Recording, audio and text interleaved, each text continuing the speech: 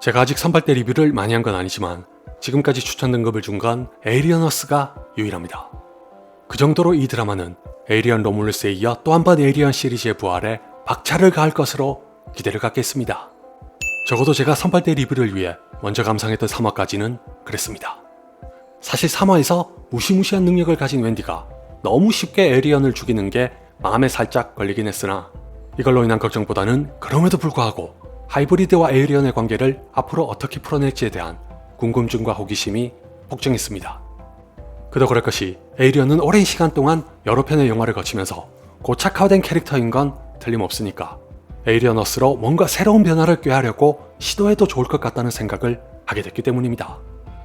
그렇다고 또 에이리언을 마냥 약한 생명체로 전락시킬 리는 만무할 테니 에이리언으로 상징되는 오리지널 시리즈와 하이브리드로 변환된 리들리 스콧의 프리퀄 시리즈를 이 드라마가 어떻게 엮을지 보고 싶었습니다. 이왕이면 매주 목이 빠지게 기다리는 것보다는 한꺼번에 몰아서 보는 게 좋을 것 같아 장장 한 달 이상을 꾹 참았습니다. 그 결과가 이렇게 허무하고 실망으로 가득할 줄은 몰랐습니다. 이건 뭐 어느 정도라야 쉴드를 치거나 변명이라도 할 수 있는데 솔직히 선발대 리뷰에서 추천을 준 게 민망하기 짝이 없을 정도로 하필이면 딱 4화부터 와르르 무너집니다. 참고로 선발대 리뷰는 절대 광고가 아니었으니까 행여라도 노여움을 갖고 계시다면 부디 너그러운 용서를 부탁드립니다. 지금부터는 스포일러가 있으니 주의하세요. 설레는 마음으로 4화를 재생했던 제가 시간이 가면 갈수록 어떤 생각을 했는지 아세요? 와, 이걸 일주일 동안 애타게 기다렸다가 봤던 사람이라면 쌍욕을 퍼부었어도 인정이다. 각종 미드에 대한 해외의 반응을 보면 필러 에피소드라는 비판이 종종 나옵니다.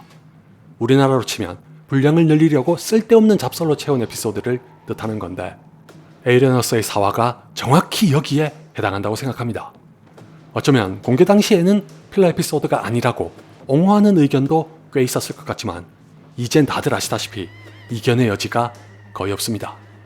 물론 3화까지 긴박하게 달리기도 했으니 잠시 숨을 고르는 선택이 필요했을 수도 있고 나머지 에피소드를 위해 기반을 다지는 구간으로 썼을 수도 있으나 에이리언어스의 4화는 아무리 좋게 보려고 해도 마치 쓸만한 단편을 억지스레 확장한 장편처럼 보인다는 걸 부인하기 어렵습니다.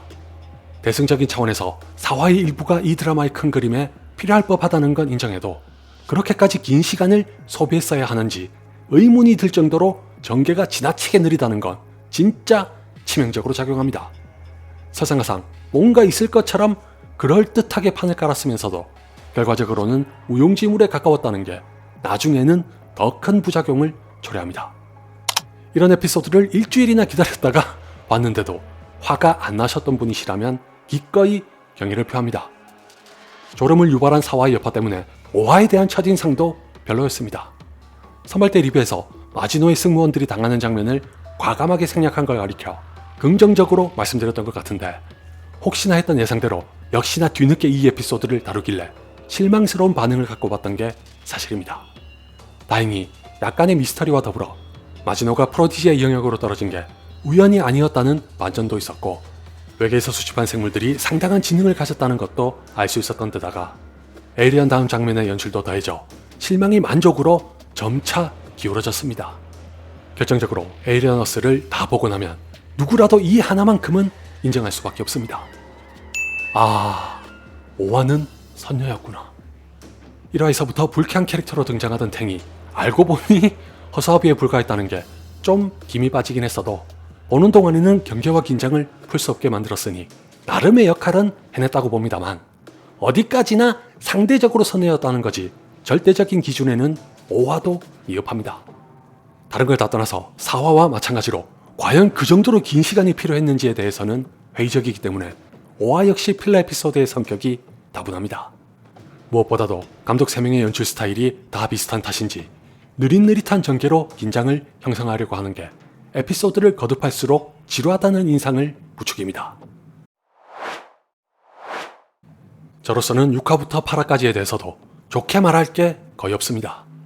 방금 말씀드린 대로 일관적으로 느린 전개를 고수하는 바람에 긴장보다는 지루함이 몰려왔고 에이리언과 하이브리드에다가 다른 외계 생물도 특별한 인상을 주지 못했습니다. 선발대 리뷰에서부터 우려했던 하이브리드 무리의 경우는 대다수가 일찍이 가족과 떨어져 지냈다는 걸 감안해도 평범한 어린이가 아닌 발달장애를 겪는 특수아동으로 비춰질 정도로 이 드라마의 사고와 사건을 일으키기 위한 편의적인 장치였을 뿐으로 볼 지경입니다. 개연성에서도 무리수를 남발하고 있다는 게 역력했는데, 단적인 예로 그렇게 똑똑하다는 사람이 한 아이의 기억을 지우면 다른 아이들에게서 어떤 반응이 나올지 아무런 예상을 못했다는 건 말이 안 됩니다. 하다못해 거짓말을 해서라도 미리 주의를 줬다면 모를까 아무런 준비 없이 그 짓을 했다는 건 억지에 가깝습니다. 피터팬과의 결합도 지금에 와서 보면 끝내 자중질환을 초량거립니다. 통제하지 못하는 것 또는 통제하려 해선 안 되는 것으로서의 하이브리드에 집중한 나머지 에이리언어스에서의 에이리언은 되려 프리퀄 시리즈보다 더 못한 존재로 전락하고 맙니다.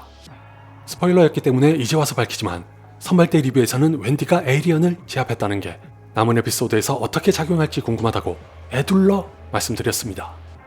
자칫하면 에이리언이 가진 상징성이나 무게감을 잃어버릴 수 있다는 걸 제작진도 알 테니까 어떻게 균형과 조화를 이룰지 궁금했으나 충격적이게도 에이리언을 일개 반려동물로 전환시키는 끔찍한 기행을 저지릅니다. 개인적으로는 기껏해야 에이리언4에 등장했던 리플리의 클론처럼 에이리언과 교감하는 정도로 나올 줄 알았습니다. 솔직히 바보가 아닌 다음에야 4화만 봤어도 예상은 가능했지만 제발 아니거나 설사 그렇게 될지라도 수용할 수 있는 선에서 좋은 연출로 묘사하길 바라고 있다가 위기 순간에 의사소통까지 하면서 반려동물과 다름없이 다뤄지는 걸 보고 진심으로 질색했습니다. 이걸로 인해 에이리언의 위상이 땅에 떨어진 건 둘째치더라도 에이리언을 수적으로 부릴 수 있는 상상 초월의 능력까지 가진 하이브리드가 왜 오리지널 시리즈에서는 언급조차 되지 않는 건지를 어떻게 수습할 수 있을지 의문입니다. 말이 나온 김에 한 가지 더 하고 싶은 건 에이리언이 반려동물로 변한 것만큼이나 믿기 힘들 정도로 부실한 네버랜드의 보안입니다. 명색이 지구를 다스리는 5개의 기업 중 하나가 핵심적으로 운영하는 시설인데다가 웨이랜드에서 공격할 걸 뻔히 알았으면서도 무슨 동네 구멍가게와 다를 게 없는 수준이라는 게 진짜 가관입니다. 너도 나도 자유롭게 싸돌아다니질 않나. 병력이라고 하기에도 민망한 규모이질 않나. 고작 케이블 하나 끊고 방해 전파를 보냈더니 섬이 완전히 고립되질 않나. 오리지널 시리즈와는 다르게 좁은 공간도 아닌 훤히 개방된 장소에서 에이리언 한 마리를 죽이지 못해 학살을 당하질 않나. 웬디가 네트워크를 마음대로 드나들 수 있다는 걸 알면서도 무슨 대비를 한 건지 전혀 안 보이질 않나. 가만히 보고 있으면 어떻게 저 따위 기업과 인물이 더5의 한 축이 된 건지 도저히 믿을 수가 없습니다. 막말로 커시가 모른 척하고 도와주긴 했어도 애들이 외계 생물에 당한 자를 끌고 다른 것도 아닌 연구시설에서 유유히 빠져나올 수 있다는 것도 선을 한참 넘었습니다. 재미라도 있었으면 말을 안 했겠지만 이건 뭐 볼수록 한심해서 한숨만 나옵니다. 마지막까지 다 본 바로는 이 드라마도 오징어 게임 시즌2와 다를 게 없다는 결론을 내릴 수밖에 없습니다. 아닌 게 아니라 결국 에이리언어스도 딱 오징어 게임 시즌2가 그랬던 것처럼 대충 떡밥만 깔면서 시간을 때우고는 짜잔 다음 시즌을 기대하세요 라는 말을 남기고 사라지니까 당연히 어이가 없습니다. 제목이 에이리언어스라고 해도 오리지널 시리즈가 존재하는 이상 에이리언이 지구에서 광범위한 활동을 하는 건 불가능하다는 것쯤은 다 압니다. 그럼에도 불구하고 제목에 굳이 어스를 넣었다면 나들이나 동네 한 바퀴 정도는 할 줄 알았건만 작은 섬에 갇힌 채로 끝나버리는 것도 실망이 큽니다. 심지어 그 작은 섬에서마저도 활개를 치고 다닌 것도 아닙니다. 무려 정부를 없애고 지구를 지배한다는 더5도 사실상 유명무실한 조직에서 그쳤습니다. 프로디지는 좀 전에 말씀드렸다시피 너무나도 허술하게 무너지는 중이고 그런 프로디지와 유일하게 대면했던 웨이랜드는 무슨 힘을 얼마나 갖고 있는지 의구심이 생길 정도로 초거대 기업으로서의 존재감이 부족합니다. 어쩌면 에이리언 이상으로 눈에 띄었을 수도 있는 눈알 괴물도 실컷 폰만 잡다가 끝납니다. 5화에서 일찌감치 범상치 않은 놈이란 걸 예고했으면서도 나머지 에피소드에서 더 앞으로 나아가 새로운 걸 보여줄 생각은 애초에 없었다는 듯이 시즌2를 위한 떡밥 중 하나로 남겨두는 걸 보면 기대보다 짜증과 한탄이 나옵니다. 이 와중에 섬에 있는 자들 중 가장 선량하고 진심으로 아이들을 아꼈던 아서가 기어코 그 꼴을 당하기까지 하니 분통이 터질 수밖에요. 웬디를 중심으로 한 하이브리드 무리가 갑자기 파워레인저 따위로 각성하는 건 작정하고 시청자의 자비심을 바닥냅니다. 웬디만 해도 에이리언과 자신의 처지를 동일시하게 됐다곤 하지만 결국은 에이리언을 풀어줌으로 인해 대량 학살을 사주한 셈이나 마찬가지입니다. 이 탓에 웬디를 마냥 곱게 볼 수만은 없게 되기도 했거니와 웬디에게서 그 정도의 분노와 증오를 엿볼 수 있었는지 묻는다면 제 대답은 아니오에 가깝습니다.